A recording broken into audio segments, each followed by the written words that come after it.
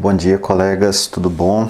Hoje, continuando o nosso curso de tesauros, hoje eu vou tratar das regras que são específicas da nossa biblioteca, né? Específicas do nosso tesauros.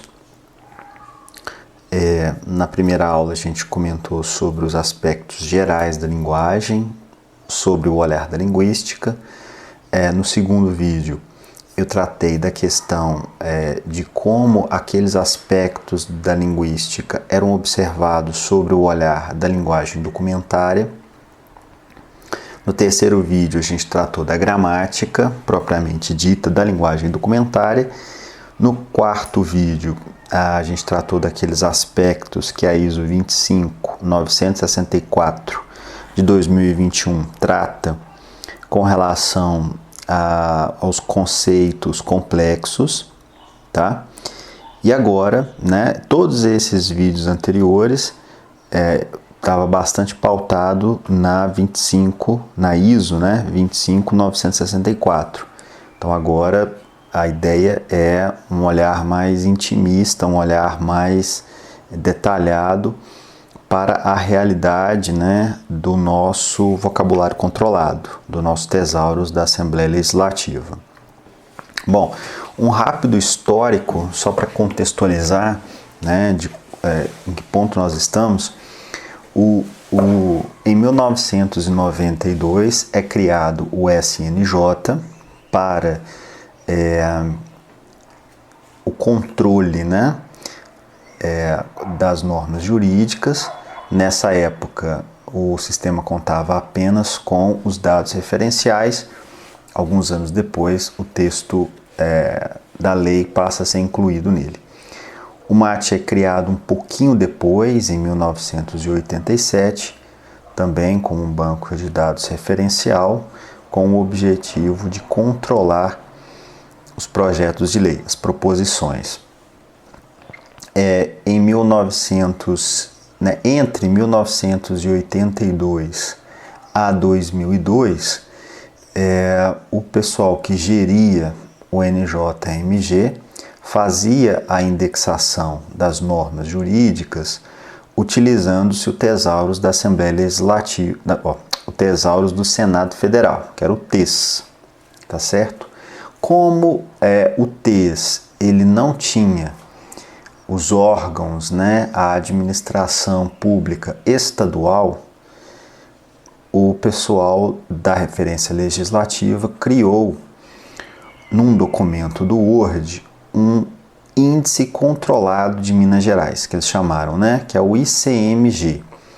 O que esse índice tinha? Ele tinha relação com os nomes dos órgãos públicos do estado de Minas Gerais, né, o nome dos órgãos da administração direta e indireta das três esferas, né? Do executivo, do legislativo e do judiciário estadual. Em 2002, o pessoal então resolve criar um tesauros para a Assembleia Legislativa. Eles criam no software MicroISIS.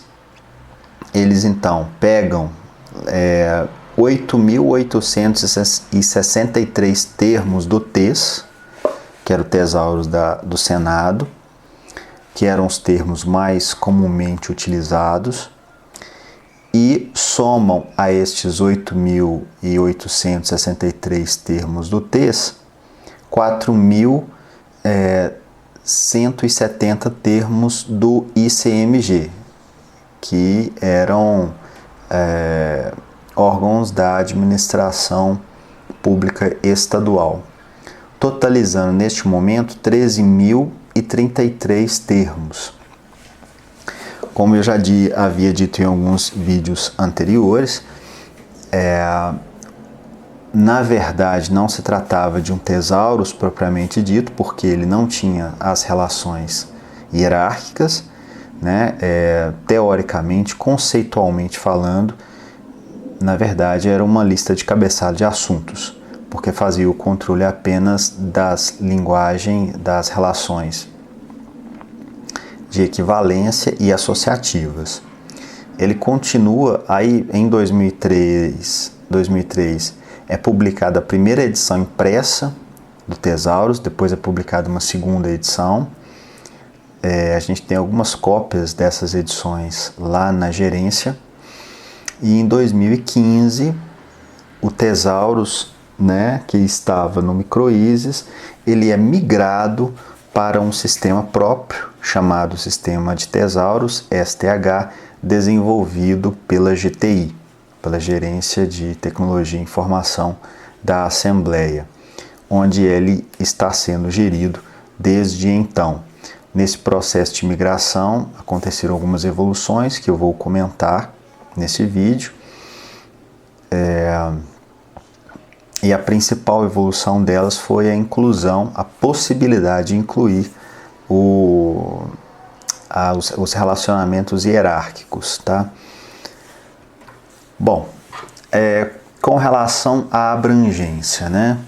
Hoje o Tesaurus ele se destina à indexação das normas jurídicas que estão no NJMG, das proposições legislativas que estão no MAT. E recentemente, muito recentemente, inclusive de 2017 para cá, o Tesaurus tem sido utilizado também para indexação das entidades cadastradas no Sistema de Eventos e Entidades SEIA, né? Então, atualmente, essa é a abrangência do Tesaurus, e o Tesaurus se destina, então, a ser um instrumento para a indexação dessa documentação.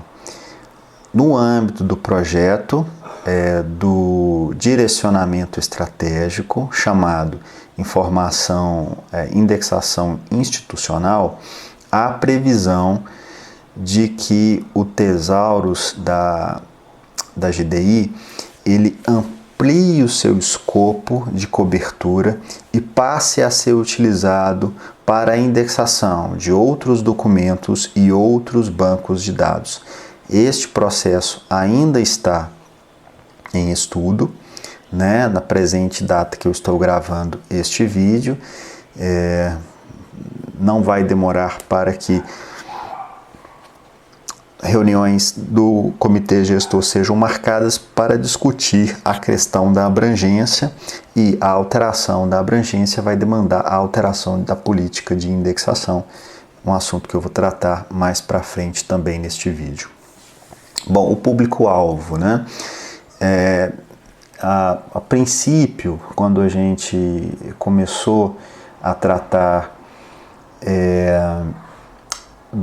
da questão do Tesaurus, né, retomar, né, em 2015, quando houve a migração do Microísis para o STH,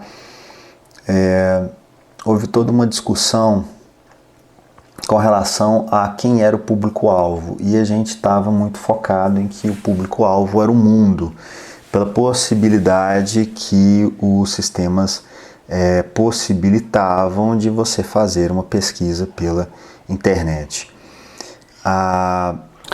Até que nós fizemos um curso com a professora Nair Kobashi, se eu não me engano, ela é da USP, e ela falou o seguinte: olha, não tem como o público-alvo de vocês ser o mundo. Isso não existe, porque como é que vocês vão saber o que o mundo quer, né? Porque o Tesaurus ele deve ser moldado pelo público-alvo, pelo principal público-alvo, né? E através das discussões a gente enxergou hoje o óbvio, né? O nosso público-alvo ele sempre foi, e eu acredito que ele sempre será, a gerência de atendimento e pesquisa da própria GDI, né? HAP. Por isso que sempre quando surge alguma questão com relação ao Tesaurus, né, ou a forma como a gente vai indexar algum documento, né, alguma coisa nova que surge, eu nunca tomo uma decisão. Eu sempre falo, eu vou consultar os universitários, né, eu vou consultar a Ivânia, que é a gerente, né, de atendimento e pesquisa, ou o Nilson, que trabalhou muitos anos na gerência de atendimento e pesquisa como gerente também, e sabe exatamente quais são as demandas dos usuários. Porque é isso, nós construímos, né, nossas bases de dados e as nossas ferramentas de gestão da informação com o objetivo de facilitar, né, a vida da gerência de atendimento e pesquisa, né? A gente fornece os instrumentos, né, a gente organiza a informação para que a gerência de atendimento consiga atender satisfatoriamente as demandas que chegam até eles, né?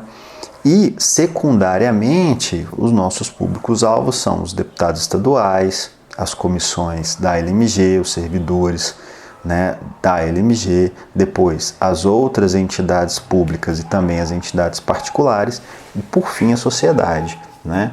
E acaba que a gerência de atendimento é esse filtro, né? É esse intermediário entre as nossas bases de dados e esses públicos secundários, porque esses públicos secundários, quando tiverem interessados em alguma informação da nossa gerência, eles vão procurar, na verdade, a gerência de atendimento e pesquisa, e ela que vai intermediar este processo de pesquisa.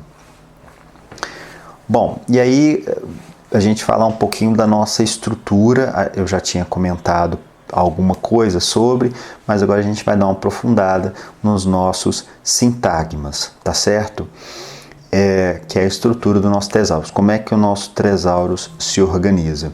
A gente ainda está em processo de estudo e ainda em processo de elaboração desses sintagmas. Eles não estão bem consolidados, eles nunca estiveram bem consolidados desde quando eles foram criados. Ainda há muita discussão sobre eles, mas eu acho que a gente aos poucos está conseguindo consolidar, está conseguindo chegar num grupo mais consolidado, mais estabelecido. Bom, a gente tem, vamos chamar assim, 4 sintagmas principais, que é o termo tópico, especificador, termo geográfico e nome próprio. No termo tópico, a gente tem, vamos chamar assim, de subsintagmas lá dentro, que é o tema, matéria, forma e tempo. Eu vou tratar exatamente de cada um deles, tá? No especificador, a gente tem as ações, tá? Que são os verbos substantivados. Por que a gente chama esse grupo de especificador? Porque eles têm pouco valor para busca. Eles apenas vão qualificar aquele documento, aquele termo, né, aquele descritor que ele vier junto com aquele descritor, né? Então ele tem pouca relevância para a recuperação, mas ele tem grande relevância para qualificar o descritor que o acompanha. O termo geográfico, aí, né, a área, o subsintagma dele é o espaço, e o nome próprio, o subsintagma dele é a personalidade. Bom, vamos entrar em cada um desses para ver mais detidamente. A ação, né, são os verbos substantivados que expressam a ação, como a gente já cansou de ver nos vídeos anteriores. Aquisição, que vem do verbo adquirir, destinação, que vem do verbo destinar, operação, que vem do verbo operar, né? E aí a grande transformação é a seguinte: no âmbito do dimensionamento estratégico, os termos dessa faceta deixarão a hierarquia e serão condicionados ao sintagma de especificador. Porque hoje, se vocês entrarem, né, no STH por curiosidade, clicando em Tesaurus, vocês vão ver lá a categoria ação. E dentro dessa categoria, todos os verbos substantivados que nós temos no nosso Tesaurus. A ideia é que esse sintagma, né, essa categoria de especificador, aliás, a categoria de ação, ela deixa de existir, ela passe a se chamar especificador apenas, tá? E esses termos não sejam mais hierarquizados. A gente ainda precisa estudar essa possibilidade, se realmente vale a pena não hierarquizar ou se a gente vai precisar hierarquizar alguns. Vai depender muito do que a gente quer na hora na recuperação. E a gente, então, a ideia, né, é eliminar, tirá-los todos da hierarquia, né? Eles não vão compor mais a hierarquia, assim eles não serão mais utilizados no campo classificação, eles serão utilizados apenas para o campo indexação. Bom, a forma, né, esse sintagma, ele vai expressar o formato de apresentação de documentos. Basicamente, são esses descritores que nós temos dentro dessa classe, dentro desse sintagma. Por exemplo, apólice, carteira de trabalho, regimento interno, tem lá lei estadual, tem livro, periódico eletrônico. São formatos realmente para apresentação de documentos.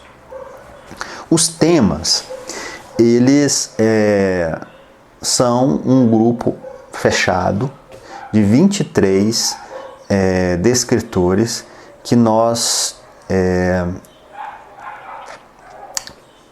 absolvemos das políticas públicas da LMG.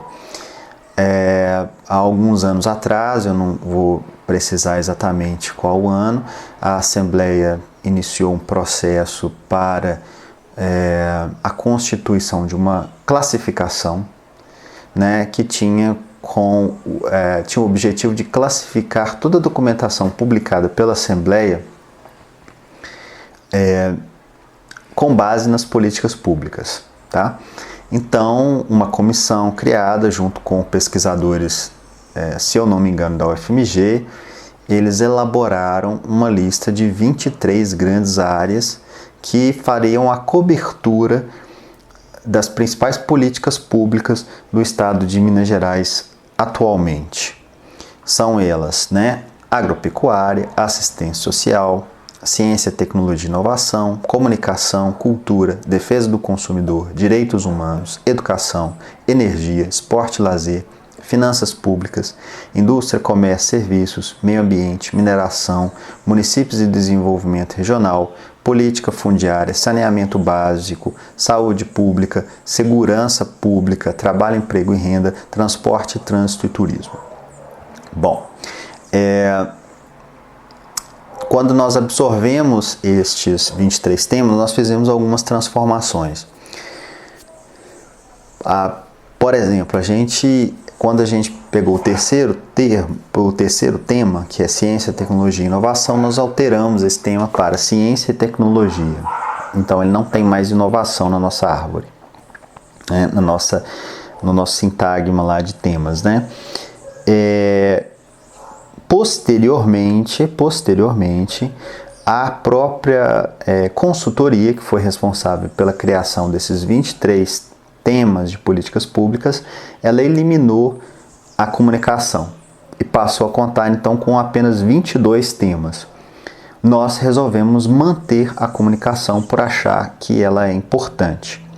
E nós entramos numa discussão, mas ela não avançou, com relação à alteração de mais dois temas, que é a saúde pública. A gente tinha a intenção, aliás, até mais, né? Não, era a saúde pública, isso. A saúde pública, a gente tinha a intenção de eliminar o pública, porque a gente tinha o conceito saúde, e a gente achava que saúde pública ele era mais restrito, e eu ainda continuo achando que é. Como nós não organizamos essa área de saúde ainda, a gente não mexeu com ela. E a mesma coisa com relação à segurança pública, porque a gente também tem o descritor segurança, né? Essas eram as duas áreas que a gente estava pensando em alterar, substituir por um termo que consideraríamos mais geral, mas não partimos para este estudo ainda. Embora a árvore de segurança pública ela já tenha sido organizada pela Rosilda, mas eu não sei que decisão ela tomou neste sentido, e nem sei se ela tomou alguma decisão com relação a isso. Bom, a personalidade. Esse é um sintagma em que nós incluímos as pessoas físicas ou jurídicas sujeitas a direitos e a deveres. Pessoas físicas a gente não inclui, na verdade. O que nós temos aqui são substantivos comuns, tá? Não é substantivo próprio, mas eles se remetem a alguma profissão, eles se remetem a um papel social na sociedade, que eu vou detalhar daqui a pouco. Né? Mas alguns exemplos de descritores que nós temos dentro desse sintagma chamado personalidade. Organização das Nações Unidas, Ministério Público do Estado de Minas Gerais, que seriam entidades jurídicas, né? Pessoas jurídicas. A gente tem nome de cargo, por exemplo, bibliotecário, mulher, que seria um papel social, e a gente também tem alguns nomes de programas, planos, projetos, políticas estaduais, gratificações, nomes diversos, né? A gente tem dentro desta área personalidade, como Plano de Gestão e Desenvolvimento Individual, o PGDI. Bom, a gente também tem um sintagma chamado matéria. Nesse sintagma a gente inclui os objetos materiais e objetos imateriais. Eu tenho algumas ressalvas com relação principalmente a esse objeto imaterial. Acho que alguns termos que estão nele não são objetos, não tem essa noção semântica de objetos, deveriam estar em outras árvores. Essa é uma árvore que eu acho que, aliás, esse é um sintagma que eu fortemente acho que a gente deveria eliminar. Acho que ele conflita tanto com o tema, tanto com o personalidade, tanto quanto também com o forma. Eu acho que esses três sintagmas deveriam receber os termos que hoje estão dentro de matéria, e essa matéria deveria ser eliminada. Mas a gente vai ter que partir para um estudo, a gente vai ter que olhar para a área, mover os descritores, é um trabalho grande. Bom, em objeto imaterial a gente tem alguns termos como alternativa, contrapartida, democracia. Por exemplo, alternativa, contrapartida, eu acho que esses termos, eles são, embora eles não sejam verbos substantivados, né? Alternativa você pode entender como alternar, né? Mas não seria uma alteração, né? Mas a acepção semântica dele é muito próxima, né? Alternativa, né? Com alteração, eles têm a mesma raiz, né? E eu não sei se a gente precisaria manter esses dois termos, embora eles tenham, claro, acepções semânticas diferentes, de uso, principalmente sintático diferente. Estou falando que a gente não precisa chegar nesse nível de especificidade, eu acredito, na hora de indexar, a ponto de ter que fazer essa diferenciação, tá? Por isso eu acho que nós podemos usar apenas um. Então, a contrapartida também, eu acho que a gente pode transformá-los em especificadores. Por isso o termo especificador é até melhor do que a ação, né? Que ele tem da ideia de que é um termo que ele é vazio semântico para efeitos de recuperação, mas ele é importante para qualificar, né? Para poder restringir, para poder determinar um termo, um descritor, né? Que o acompanha. Democracia, por exemplo, eu tenho lá minhas dúvidas se isso não iria para dentro de tema, dada a força que tem esse descritor. E enquanto objeto material, a gente tem alguns nomes, alguns termos como carga, animal, componente, que eu também acho que a gente consegue desmontar. Por exemplo, componente eu acho que cabe como descritor, animal eu acho que tem que ir para tema, carga também tem lá, acho que a gente pode mandar para tema, ou então algum desses termos a gente deve realmente eliminar. Isso, a eliminação depende da quantidade de uso, né? Se ele nunca foi usado, por exemplo, é um ótimo critério para a gente considerar a eliminação deste documento, desse termo, né? Deste descritor. O espaço, esse sintagma, ele é composto por nomes de lugares, acidentes geográficos, limites e topônimos. Então você tem lá descritores como bacia hidrográfica, ilha, bairro, aeroporto, Espírito Santo, que é um estado, e Belo Horizonte, que é uma cidade. E a gente tem, por fim, o sintagma tempo, né, classe tempo, em que a gente representa o âmbito de aplicação temporal. Por exemplo, aniversário, etapa, expediente, feriado, decênio e os anos, né, 2021, que a gente tem inclusive incluído no campo classificação para os casos de chuva e enchente, né, e previdência social. Bom, agora com relação às regras, né, o que nós distinguimos, nosso manual distingue da norma ISO 25964 de 2011. Primeiro, o uso de maiúsculas e minúsculas, que eu já havia chamado atenção no vídeo anterior. A gente vai usar a letra inicial maiúscula em todas as palavras dos termos integrantes do tesauro, exceto no caso de preposições e artigos, tá? Aí a gente não vai usar mesmo, tá? Mas nos demais casos a gente vai usar a letra maiúscula. É aquele caso que eu comentei no vídeo anterior, todas as palavras do tesauro estavam em caixa alta, estavam sem acentuação também. No momento da migração do microísis para o STH, houve, né, a redução da caixa, passou os termos para a caixa baixa, mantendo as iniciais das palavras em maiúscula. Acho que era uma opção mais fácil, que dava para fazer automaticamente. E acentuou-se as palavras também, né? Então esse é o nosso padrão.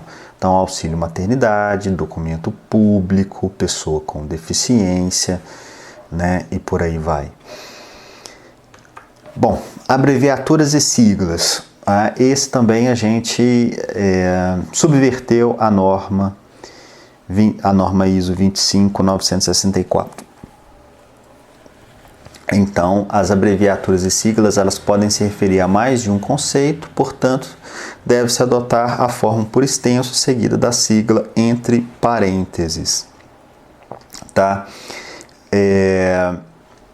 Bom, esse caso é um caso em que eu tenho minhas dúvidas, nós fizemos a melhor opção. Eu acho que a gente já praticamente alterou todos os termos, com certeza em mais de 5.000 termos devem ter sigla, então não tem jeito de a gente voltar atrás mais, né? Eu acho que, quer dizer, tudo tem jeito de a gente voltar atrás, né? Depende do nosso ânimo e do nosso esforço, mas a gente vai gastar muito tempo fazendo isso e eu acho que não vale a pena mais.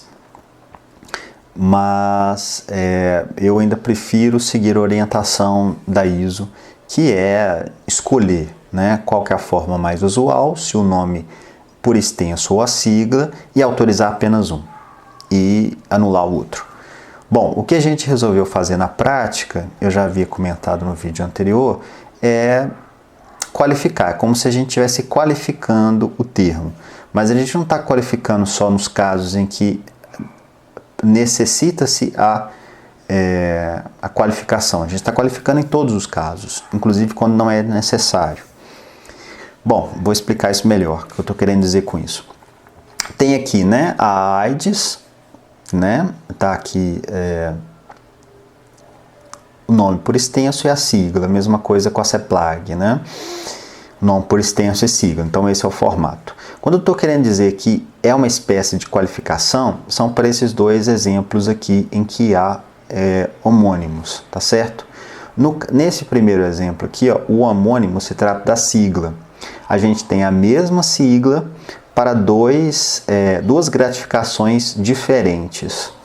Tá vendo? Dois nomes de gratificações diferentes. Aqui a gente tem um problema semântico, né, que a gente já havia comentado, com relação à paridade entre significante e significado. No caso que a gente pode considerar, né? A gente tem um significante com dois significados diferentes. Esse GTE aqui se refere à gratificação por tarefa especial e esse GTE aqui por gratificação temporária estratégica. Como que a gente resolve problemas de homonímia? A gente qualifica. E a gente está qualificando as avessas aqui, né? Porque a gente está colocando o qualificador, entre aspas, como termo, né? E entre parênteses a gente está colocando a sigla.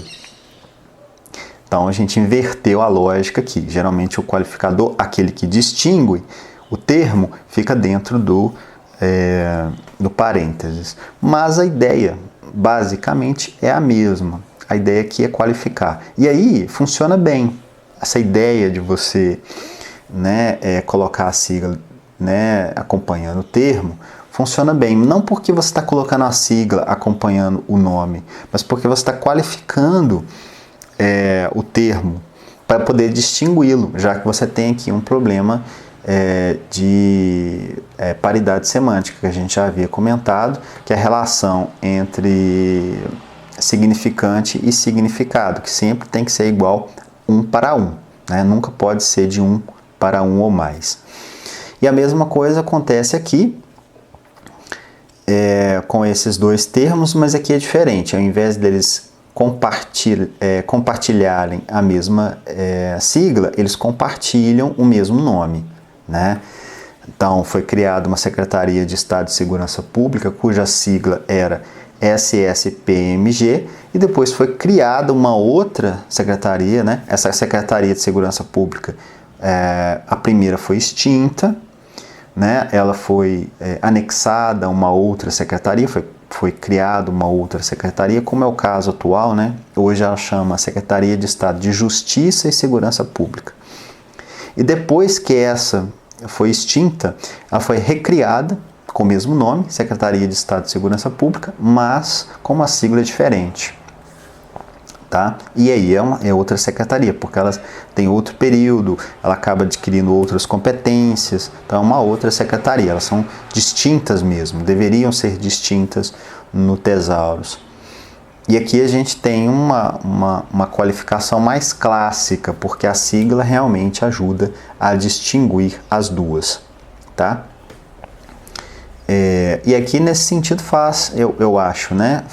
Tem lógica a gente usar a sigla por extenso, porque aqui justifica a qualificação por se tratarem de termos diferentes, embora sejam homônimos, né? Mas nos outros casos eu acho que não. Nos outros casos eu acho que a sigla só resolveria, ou o nome por extenso apenas resolveria. Bom, enfim, como eu disse, não dá para a gente voltar atrás. Então hoje nós vamos criar um termo, né? Principalmente vai ser nome nome que acompanha sigla, né? Vai ser nome de um programa, nome de uma gratificação, ou nome de uma pessoa jurídica da administração pública. A gente vai colocar o nome por extenso, seguido da sigla. E a gente tem um campo sigla para poder incluí-la, tá? Que eu vou mostrar no próximo vídeo, quando eu estiver tratando do STH. Bom, nomes próprios de pessoas. Então, nomes próprios de pessoas físicas não devem ser incluídos. A gente não inclui, não tem nenhum nome lá. Nem nome de deputado, nem nome de governador, nada disso. Então, são incluídos apenas substantivos simples, né? Substantivos próprios não. E aí a gente tem alguns grupos, né? O grupo categoria profissional, grupo mesmo e papel social. Em categoria profissional, a gente inclui descritores como bispo, presidente, capelão, é o exemplo que eu tinha mostrado, bibliotecário, enfermeiro, médico e por aí vai. Em grupo, a gente inclui, por exemplo, grupo etário, adulto, criança, adolescente, grupo familiar, mãe, pai e todos esses grupos e outros grupos, tá? E papel social, o que pode gerar uma certa confusão com grupos também, né? Mas são papéis que a gente exerce na sociedade, né? Aluno, bolsista, candidato, proprietário, pedestre, são esses títulos que a gente adquire enquanto sujeitos sociais na sociedade, né? Dependendo do lugar e da situação em que nós estamos exercendo esse papel, né?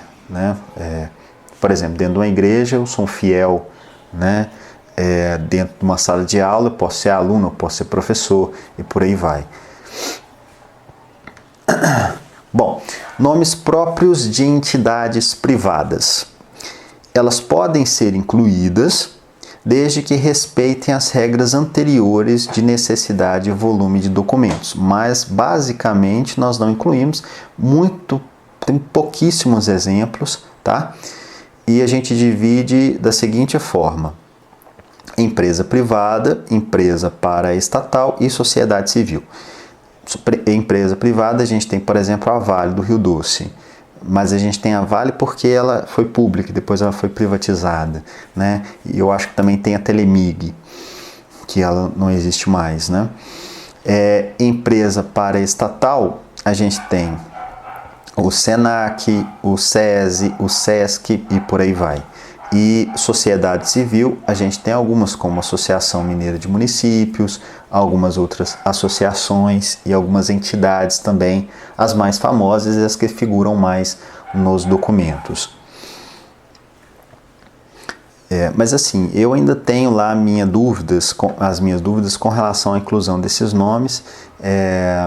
As entidades privadas a gente de fato usa nos requerimentos, na indexação dos requerimentos, mas a sociedade civil geralmente a gente não usa. A sociedade civil é mencionada muito em projetos de utilidade pública. O que a gente não usa, a gente usa um termo genérico, entidade. Então, acho que a gente pode pensar se vale a pena a gente manter essa classe. E se a gente for manter, aí a gente tem que definir melhor no manual o uso dessa classe, né? Em quais projetos e quais normas nós vamos de fato utilizá-las. Nós vamos entrar nesse nível de especificidade. Bom, nomes próprios de entidades internacionais. Elas podem ser incluídas também, como as entidades privadas, desde que respeitem as regras anteriores de necessidade e volume de documentos. E elas se dividem em embaixadas, empresas estrangeiras e organização intergovernamental. Embaixadas a gente tem, por exemplo, embaixada dos Estados Unidos da América e algumas outras embaixadas. Empresas estrangeiras, a gente tem, por exemplo, o Banco Interamericano de Desenvolvimento, que é o BID, e outras empresas estrangeiras, mas são poucas. E como organização intergovernamental, a gente tem, por exemplo, o FMI, a gente tem a ONU, a Unesco e outras entidades. Não muitas, poucas também. Bom, nomes próprios de entidades públicas. Aqui a coisa é mais complicada, né? Eu havia comentado no início desse vídeo que a impossibilidade de utilizar o Tesaurus do Senado Federal, o TES, se deveu à ausência de órgãos da administração estadual, né? E essa lista de órgãos da administração estadual cresceu tanto e era tão usada que houve a necessidade da Assembleia criar o seu próprio vocabulário controlado e não utilizar mais o Tesaurus do Senado. Bom, mas a gente precisa definir limites. A gente não pode incluir toda a administração pública porque ela é enorme, tá? Então a gente fez um recorte e esse recorte ele deve ser observado para a inclusão de novas instituições no nosso Tesaurus. Então, quais são essas regras com relação às entidades públicas? De um modo geral aqui, não só as estaduais, tá?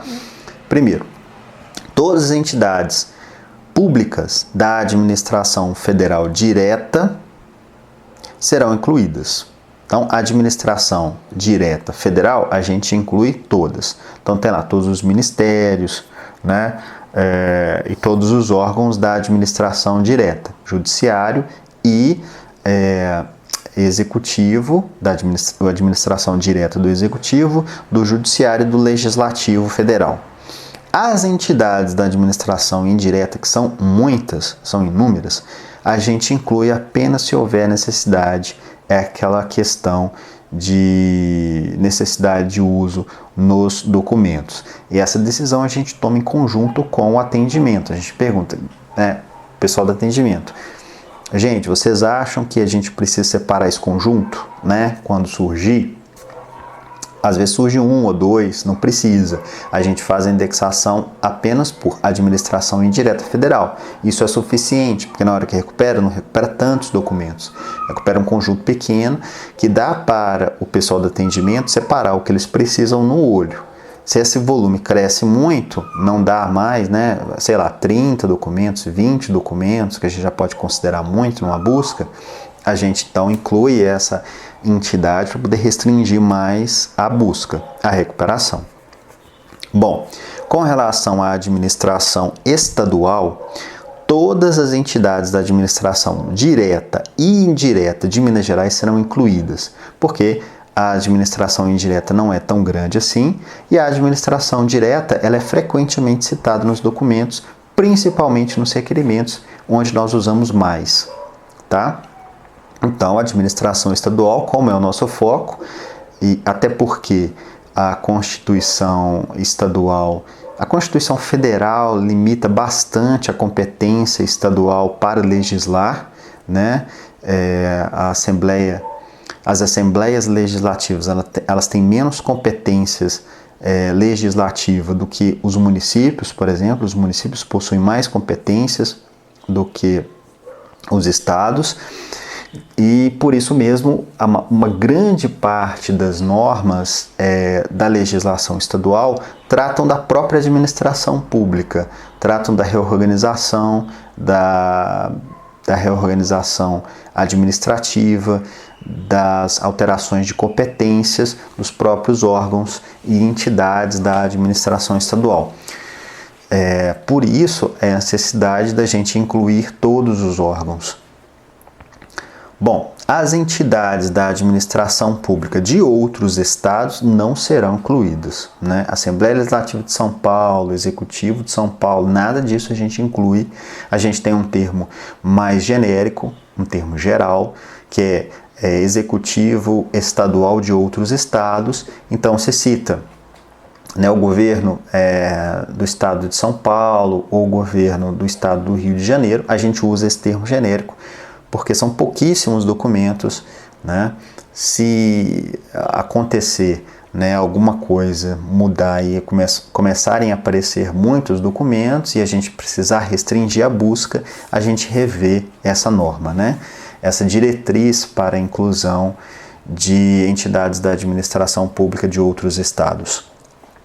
E por fim, as entidades da administração municipal de cidades mineiras serão incluídas apenas se houver necessidade. Mesma coisa, a gente não inclui porque nós temos muitos municípios, né? São 853 municípios, então, são muitos municípios, não dá para a gente incluir todas as prefeituras, todas as secretarias de Estado, porque a gente teria um controle, a gente teria muita dificuldade de controlar isso.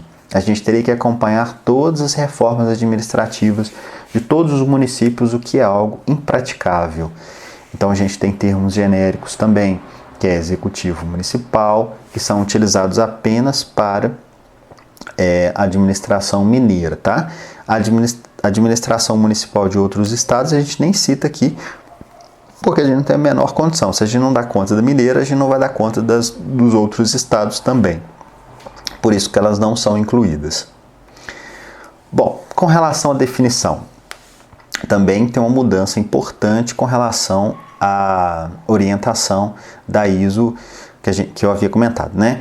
Porque, embora a ISO 25964 de 2011 oriente que não é obrigatória a inclusão de definição em todos os termos, no Tesauros da Assembleia, todos os termos deverão ser definidos, tá? Então, isso é uma obrigatoriedade. É aquela coisa que eu já havia mencionado também. A gente não vai partir do pressuposto que todo mundo saiba o conceito de todos os termos do Tesauros, né? É muita pretensão. É melhor a gente definir para não restar dúvida com relação também à abrangência semântica que a gente está dando para o termo, né? Respeitando sempre a paridade entre significante e significado de um para um, tá? E é obrigatória também a indicação da fonte, de onde a gente tirou a definição, e a gente pode utilizar como fontes para extrair definição os dicionários jurídicos, os dicionários especializados, normas jurídicas, doutrinas, sites governamentais e dicionários generalistas. A gente pode utilizar todas essas fontes. E como que a gente vai citar essas definições? Os dicionários jurídicos, a gente vai colocar o nome do autor, ponto, o nome do vocabulário e o ano, entre parênteses. Os dicionários gerais, a gente vai colocar só o nome do dicionário entre parênteses, porque geralmente o dicionário, o título dele já vem com o nome do autor, né? Como o Hawais, como o Aurélio, então a gente não precisa colocar a autoria para os dicionários gerais. Os dicionários especializados em outras áreas que não sejam os dicionários jurídicos, a gente não precisa colocar o autor também. Bom, eu acho estranho, né? Porque eu acho que o dicionário jurídico é um dicionário especializado, a gente deveria seguir a mesma regra, colocar o autor também. Eu acho que essa regra aqui a gente podia até mudar, né? Colocar assim, dicionários especializados, todos eles nós vamos colocar autor, nome do dicionário e o ano.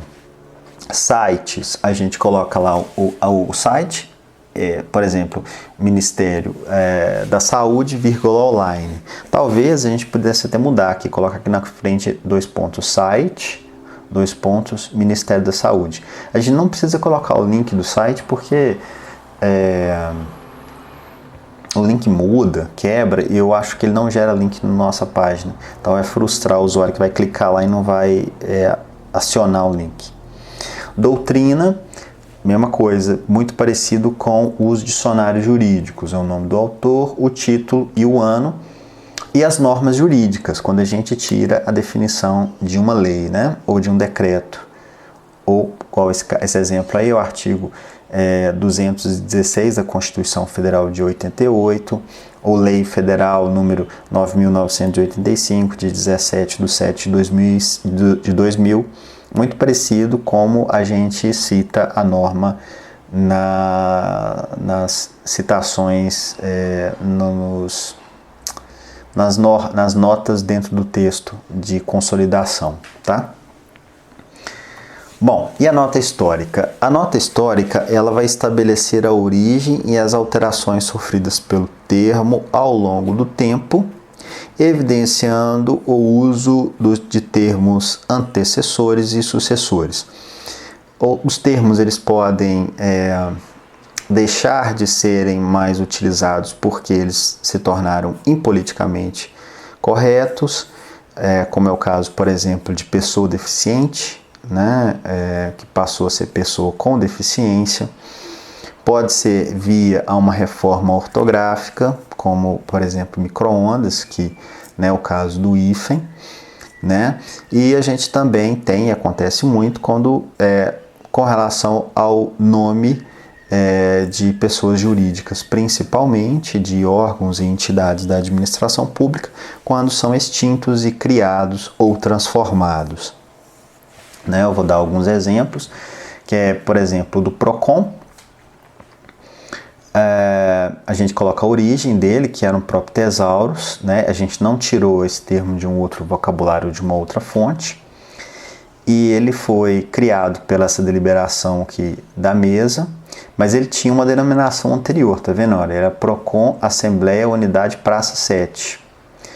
E depois, esse mesmo aqui, ó, PROCON, Assembleia, Unidade, Casa do Consumidor, ele não existe mais, porque ele tem uma denominação posterior, tá vendo? Ó, que é Gerência de Serviço ao Cidadão, né? De acordo com essa deliberação aqui de 2018. Belo Horizonte, que é o município, também, na origem dele é o Tesauros. Na verdade, aqui a gente podia até usar denominações urbanas ou IBGE, que onde nós pegamos a redação do município, né? Aqueles casos do Itamojim que eu mostrei, a gente pode fazer isso, né? Um descritor, né?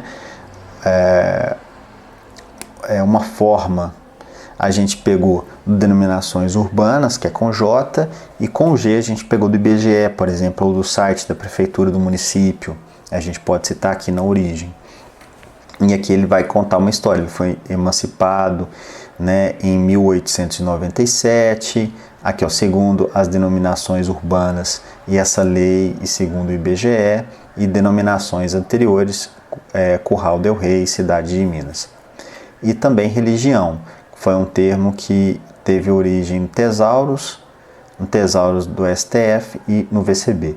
Aqui, nem a origem dele aqui, não é bem isso não. Esse aqui não é um exemplo muito bom, mas eu peguei do manual porque estava lá. Porque a origem é onde você tira mesmo. A gente não precisa ficar citando as fontes onde o termo aparece. Você vai citar a fonte principal onde você retirou aquele termo, né? E aí a ideia de você citar a fonte que você tirou o termo é para você justificar a grafia do termo, né? Por que a gente está usando aquela grafia, principalmente quando há divergências de grafia, como é o caso do Itamojim. E relações semânticas. Aí não tem muita coisa não, a gente vai estruturar as relações de equivalência, hierarquia associativas, conforme orientação da ISO 25964 de 2011, não tem problema nenhum. Uma mudança significativa que a gente tomou nos últimos dias, ano passado, se não me engano, foi que não é mais necessário a gente elaborar a ficha técnica da árvore estruturada, porque quando a gente elaborava a árvore, terminava de estruturar uma árvore no STH, a gente precisava elaborar uma ficha contando o que a gente fez, quais relações nós criamos, quais termos a gente excluiu, quais termos a gente transformou. E acontecia que a gente elaborava essa ficha ao final do processo de estruturação da árvore, depois a gente passava a árvore por um processo de revisão com os colegas, a árvore alterava e a ficha ela perdia a validade muito rápido, ela ficava desatualizada muito rápido. Então era muito esforço para elaborar essa ficha para pouco uso, porque a gente não podia voltar nela mais como fonte de consulta, porque ela já estava completamente desatualizada. A fonte de consulta sempre fica sendo o STH. A gente pode pensar em uma ficha mais simplificada, que não vá ficar tão desatualizada assim com qualquer mexida que a gente fizer nas classes, nas árvores, para poder fazer atualizações na estrutura. Bom, e eu já estou finalizando, acho que esse vídeo vai ficar menor, acho que não. Bom, com relação ao comitê gestor do Tesauro, nós criamos, se eu não me engano, em 2015, um comitê gestor. Esse comitê gestor, ele era composto, né? Ele ainda é composto, de acordo com a política de indexação, pelo titular da Gerência de Informação Legislativa, que hoje já caiu por terra. Na verdade, a composição dele, a gente tem que mudar a política. Esse textinho que eu tirei aqui é da política de indexação. E a gente pode até mudar, em vez de ser política de indexação, a gente pode definir como política da linguagem documentária, porque ela se aplica também ao Tesauros, né? Então hoje, na prática, está falando na política que é o titular, mas não. Aqui está o titular e um bibliotecário da Gerência de Informação Legislativa, mas não, é o titular e, na verdade, são todos os bibliotecários da Gerência de Informação Legislativa, eles têm que participar obrigatoriamente do comitê gestor do Tesauros, tá? 2 bibliotecários da Gerência de Atendimento e Pesquisa, que também já caiu por terra, porque hoje já estão participando, Evânia, Marília e Esther, né? Um bibliotecário da Gerência de Biblioteca, que não participava, começou a participar agora, que é a Miriam, mas entrou recentemente. E um bibliotecário da Gerência de Memória Institucional, que nunca nenhum bibliotecário da Gerência de Memória Institucional participou do comitê gestor do Tesauros, né? O que participa é o Nilson, que não está aqui, né, que é o titular da Gerência Geral de Documentação e Informação. E quais são as competências do Comitê Gestor? Elaborar políticas e diretrizes para o tratamento temático e recuperação da informação legislativa. Então, deveria ser função do Comitê Gestor elaborar a política de indexação e um manual de indexação e o manual do Tesaurus, né? Esses 3 documentos são os principais documentos que nós temos hoje. A política com as diretrizes gerais, né? E os manuais com as diretrizes específicas. Definir metodologias e padrões para a indexação de normas jurídicas e proposições legislativas, isso a gente faz.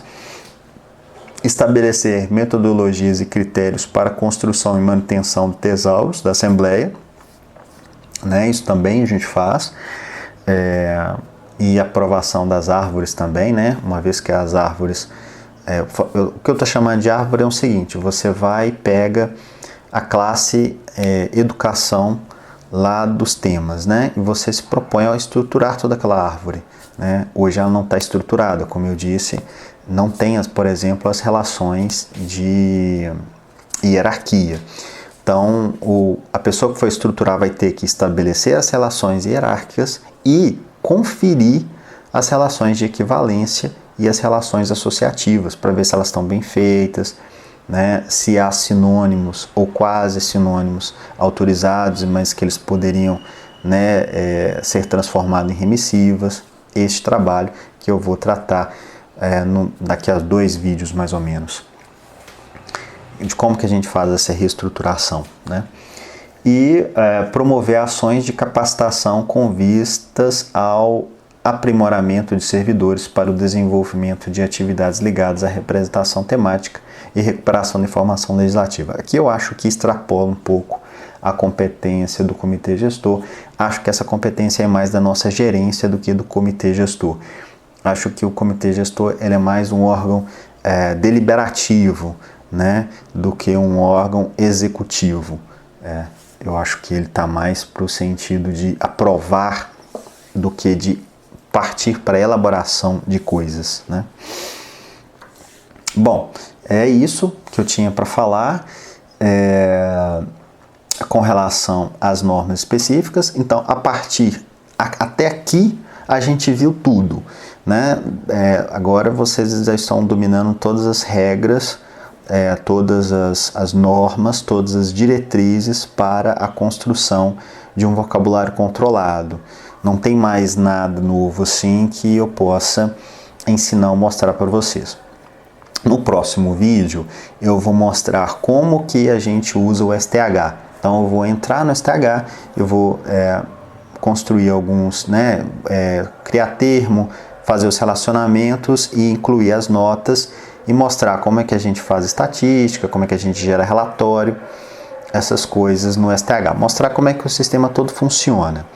E eu acredito que no último vídeo, né, dessa série do Tesaurus, pelo menos neste momento, né, nessa temporada, eu vou fazer um vídeo sobre